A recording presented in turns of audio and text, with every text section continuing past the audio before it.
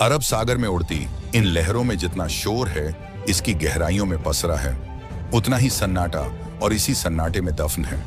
ना जाने कितने ही रहस्य यह रहस्य है। हजारों साल पहले समुद्र में डूबे एक शहर का यह रहस्य है।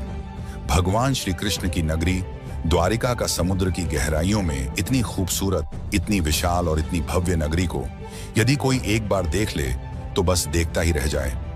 ऊंची ऊंची दीवारें, बड़े बड़े गेट और उन पर की गई नक्काशी, भव्य मंदिर और महल, एक पूरा वेल प्लांट शहर जिसे देखकर लगता है मानो हम कोई फिल्म देख रहे हैं। जी हां दोस्तों, आज हम आपको लिए चलते हैं समुद्र के एक 130 फीट की गहराई में, जहां स्वयं भगवान श्री कृष्ण की नगरी यानी द्वारिका स्थित है। लेकिन उससे पहले आपको बता दूं कि कई लोगों को द्वारिका और भेंट द्वारिका में काफी कंफ्यूजन होता है। दरअसल द्वारिका को दो हिस्सों में बांटा जाता है, द्वारिका और भट्ट द्वारिका। द्वारका गुजरात के जामघर में समुद्र के किनारे बसा एक छोटा सा शहर है। द्वारका शहर में ही विश्व प्रसिद्ध श्री द्वारिकाधीश का मंदिर है, जिसे भगवान विष्णु के 4 धामों में से एक माना जाता है। वहीं भेंट द्वारिका गुजरात में समुद्र तट से 3 किलोमीटर की दूरी पर समुद्र के बीच एक द्वीप है। सालों से यहाँ जहाजों द्वारा जाया जाता था, परंतु अब यह सड़क मार्ग से जुड़ चुका है। यहाँ कई सालों पहले खुदाई में कई सारे अवशेष मिले थे, जो महाभारत काल यानी द्वापर युग के थे। यहीं पर समुद्र के नीचे करीब 130 फीट की गहराई में खोजकर्ताओं को कुछ ऐसा नगर मिला था जिसे देखकर हर कोई हैरान था। समुद्र की गहराइयों में द्वारिका की खोज करने गए आर्कियोलॉजिस्ट की टीम को एक ऐसी भव्य नगरी दिखी जिसे देखकर लगा मानो वह कोई फिल्म देख रहे हों। उन्हें यहाँ पर करीब 3000 साल पुराने बर्तन, तांबे के सिक्के और एक ऐसा भव्य ग्रेनाइट का स्ट्रक्चर मिला जो कि एक भव्य महल और उस नगरी के चारों ओर बने परकोटे के समान था। इस नगरी का मेजरमेंट 12 योजन यानी 153.6 किलोमीटर का था। खोजकर्ताओं को जितनी जमीन पर नगर के परकोटे के अवशेष मिले थे, भागवत पुराण के अनुसार यह उतनी ही जमीन थी जितनी समुद्र देव ने श्री कृष्ण को द्वारिका बसाने के लिए दी थी। इस नगर के बीचों बीच एक महल स्थित था, जिसके अवशेषों की कार्बन डेटिंग के बाद पता चला कि यह महल द्वार नगर का परकोटा जिन नक्काशीदार पत्थरों से बना है, ये पत्थर कई हजार साल पुराने हैं। लेकिन दोस्तों, आखिर हमें कैसे पता पड़ा कि यह नगरी द्वारिका नगरी है और इसे श्री कृष्ण ने बसाया था? और तो और ये पानी में कैसे डूबी?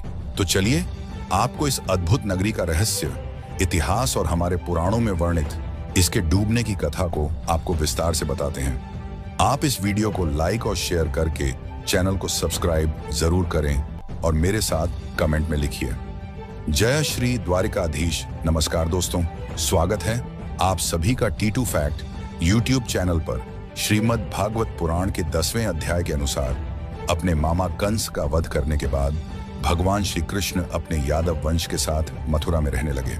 लेकिन कंस की मौत का बदला लेने के लिए उसके ससुर जरासंध ने मथुरा पर 1 या 2 बार नहीं, बल्कि पूरे 17 बार आक्रमण किया। बार बार हो रहे इन आक्रमणों से न केवल मथुरा की प्रजा परेशान थी, बल्कि श्री कृष्ण भी दुखी हो चुके थे। ये सब देखकर उन्होंने एक ऐसा निर्णय लिया जो इतिहास में अमर हो गया। श्री कृष्ण ने अपनी प्रजा की रक्षा के लिए मथुरा से कहीं दूर चले जाना सही समझा।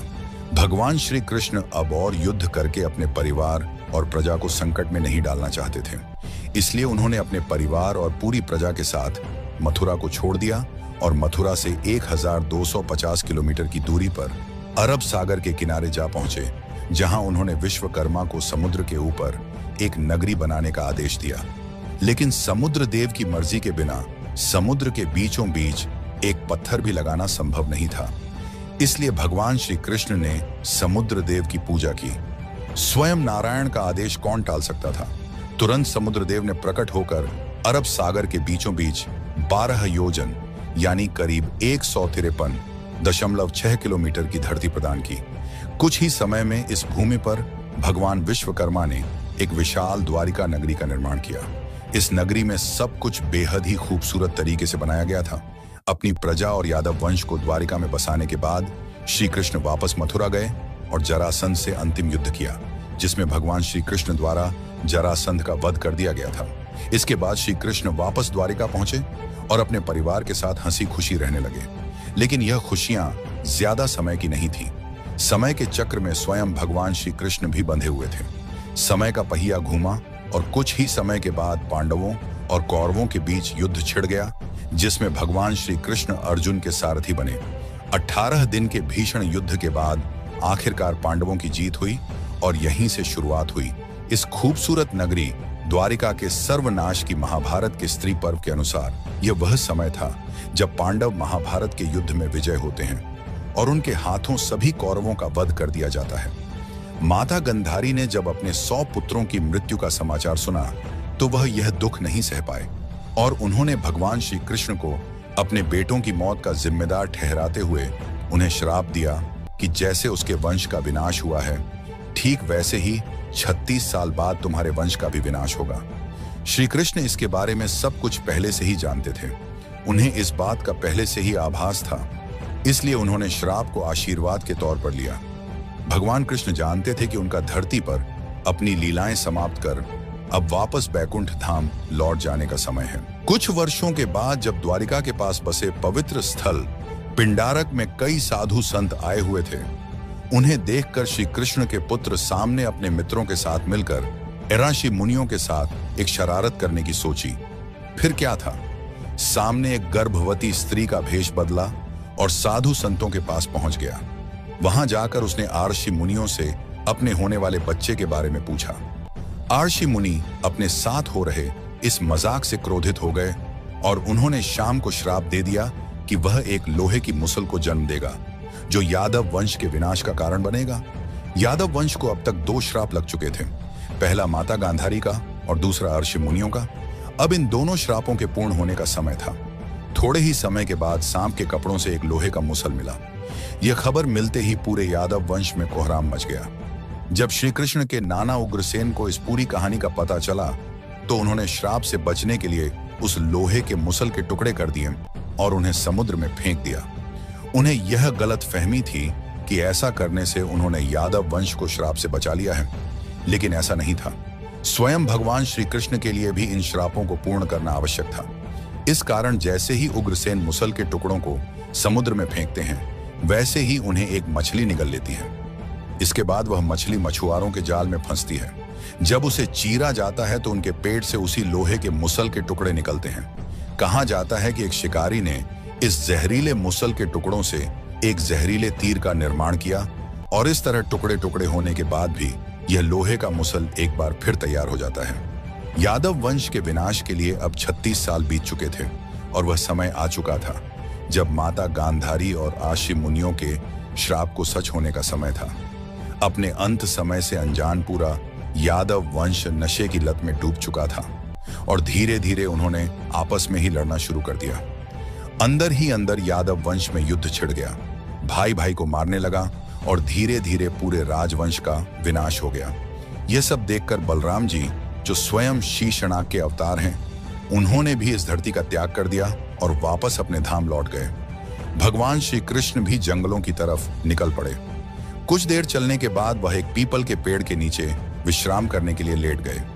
तभी एक शिकारी ने उन्हें एक हिरण समझकर उन पर तीर चला दिया। यह वही शिकारी था जिसने मछली के पेड़ से निकले टुकड़ों से तीर बनाया था और यह वही जहरीला तीर था जो उस लोहे के मुसल से बना था।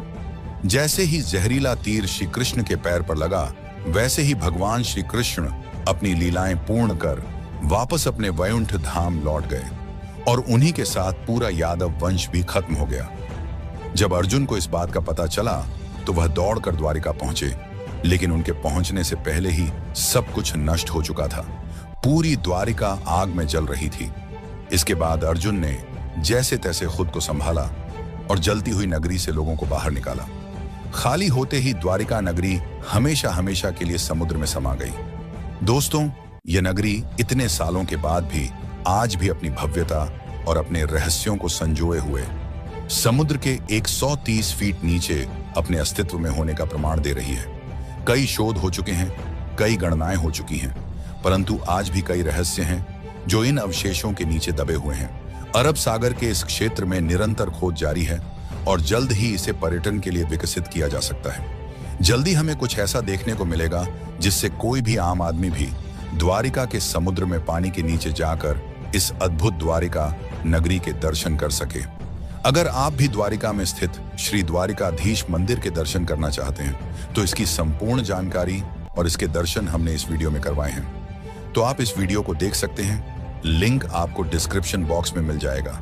आई कार्ड पर क्लिक करके भी आप ये वीडियो देख सकते हैं। उम्मीद है आपको हमारे द्वारा दी गई यह जानकारी पसंद आई होगी। इस वीडियो को लाइक और शेयर करें।